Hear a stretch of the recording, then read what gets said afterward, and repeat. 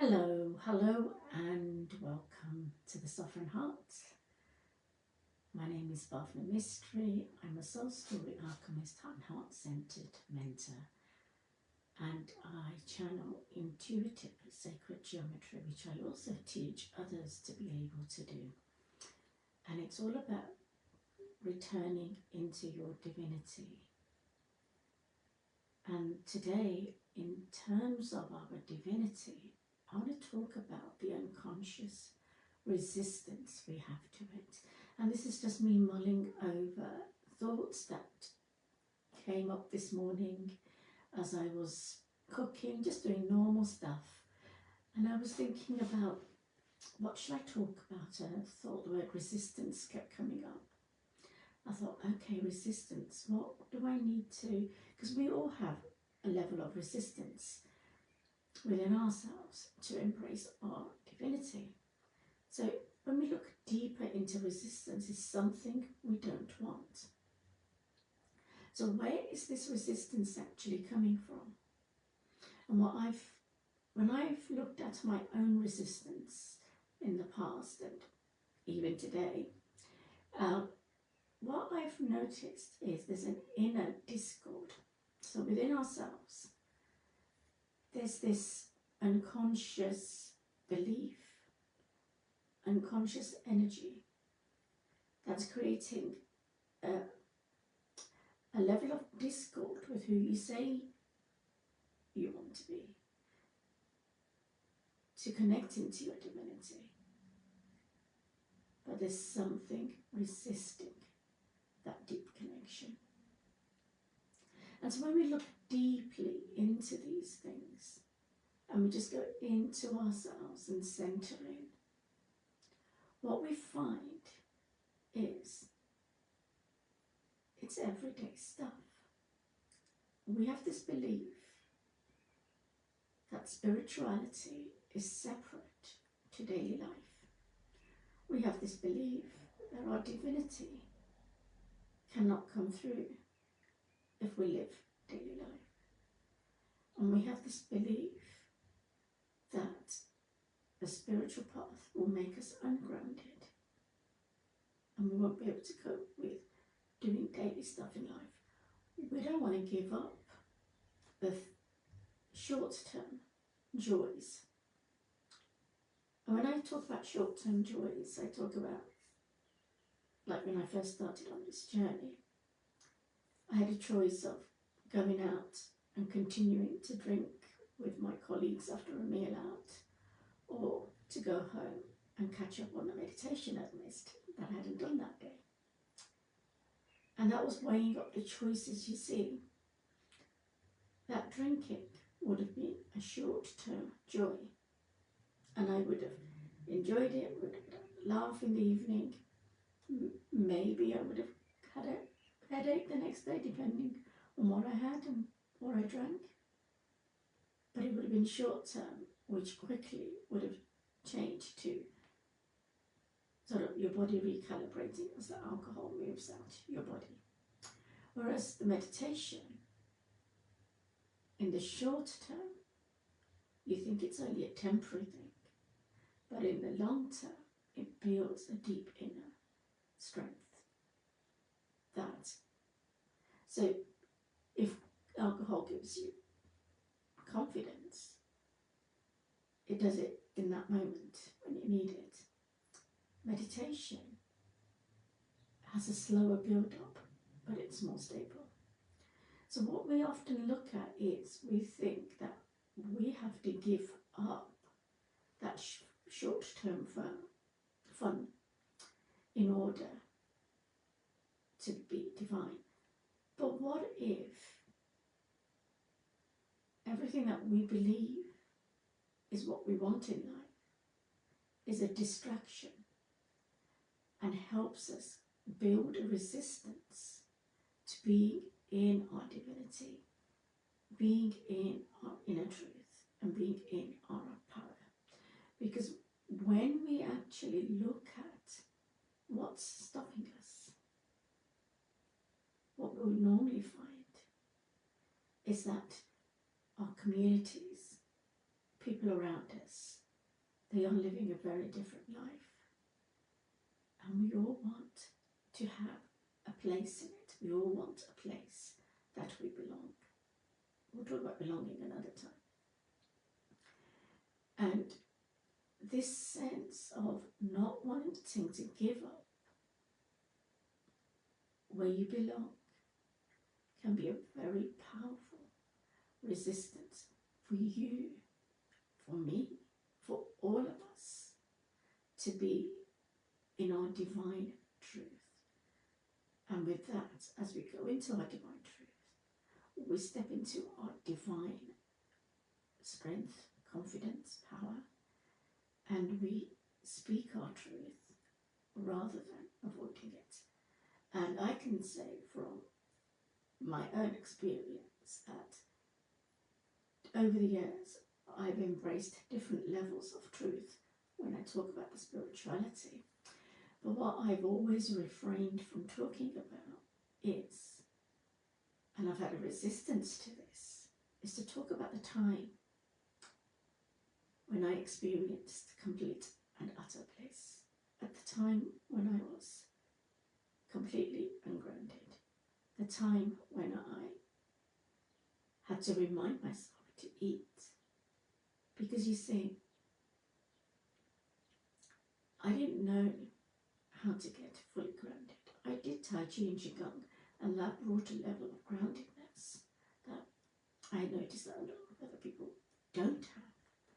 But what I wanted to be was really grounded in my life. And actually, the only way to become really grounded in your life is to do the work and draw your energy in, build it into your physical makeup, your physical body, your physical vehicle, whatever you want to call it. Really bring it in and find yourself grounded in your body. So what you're doing is grounding in that divinity so that it feels natural and normal, as opposed to doing your meditation or going on a journey and just going, I went on a journey and I feel spaced out. You don't have to feel spaced out. The more you ground it in, the more grounded you become. And you realize that actually that intuition normally happens. The information you might get that goes, oh, let's go and do this. And this is what you need to do next. Can be channeled through more naturally. And your resistance can just drop away. Just take it away from your life. The more you decide and choose and allow yourself to go beyond your resistance. And most of the time, this resistance is unconscious in all of us. And I know I'll probably come across different areas where I'm resisting things even now, but that's why I'm human. And so to be human and connecting into your divine self is the way forwards. It's not to deny it. It's not to hide from it. It's not to resist it. It is to ground it into your daily life. So that's my take on resistance and spirituality and being divine. What I learned is you can take this journey as far as you want, or you can resist it. But what I ask is, be honest with yourself. Don't delude yourself and think, oh, well, I'm doing the spiritual stuff and I'm grounded. But you're resisting what your true heart is calling you to do. And this morning I picked some cards and it was the goddess set, and I got Pele, who is the divine passion. I got Ishel as medicine woman, and then I got I as peace. And what I realized by picking those cards is we need to be at peace with our divinity, our shamanic path, our ability to communicate with spirit, to do the work. We need to have complete peace with the divine passion that flows through us, through the processes we go through in order to connect with ourselves, to get answers. So let's find peace with that resistance and let the resistance just fall away. And that's how I'm going to finish today. So,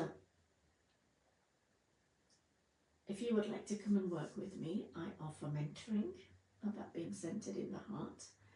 I offer consultations, I offer group sessions, and I offer one-to-one sessions.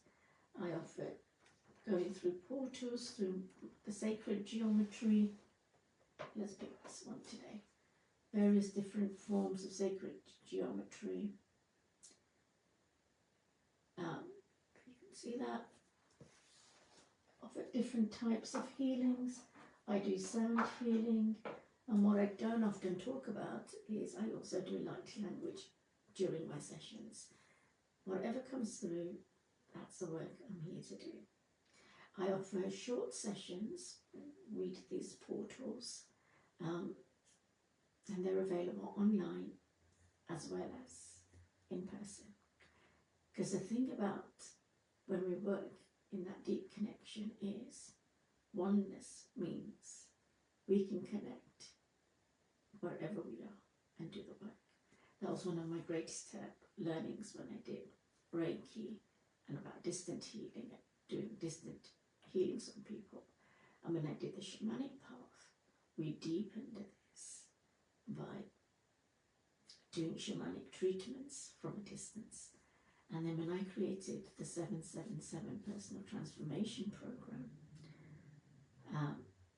that I did completely as I developed it, and I was putting it into place. I developed it completely online, and it was just incredibly powerful. So if you would like to come and work with me, I have various options. I also encourage you to learn for yourself. So I do initiations. I can offer one-to-one Reiki. I'm not teaching it as a course regularly now, but I do initiations with Ganesh, which is about removing obstacles so that the blessings can enter your life. I do initiations with Shakti, that is the divine feminine. And when I do it with the Shakti, it means I can work with any divine energy that comes through. So like living in Avalon now, or Glastonbury, living on this land that's known as Avalon, and the Isles of Avalon,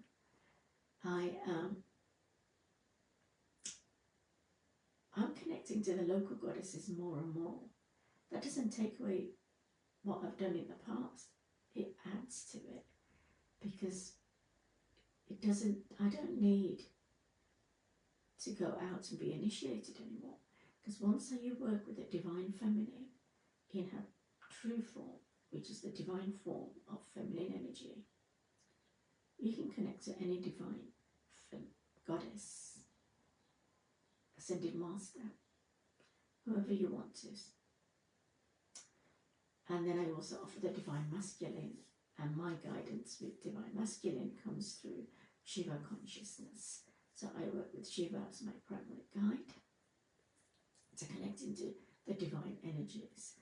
And what I know is Shiva has access to all divine masculine energies. So you can then connect to whoever's personal to you. So if you would like to come and work with me, give me a shout and let's sort something out. And I am soon going to be at the Temple of Avalon, offering heart transmissions from 5 today. I hope to see you, if you can make it and you're in Glastonbury. Many blessings, and thank you for listening. My name is Bhavna Mystery from the Sovereign Heart.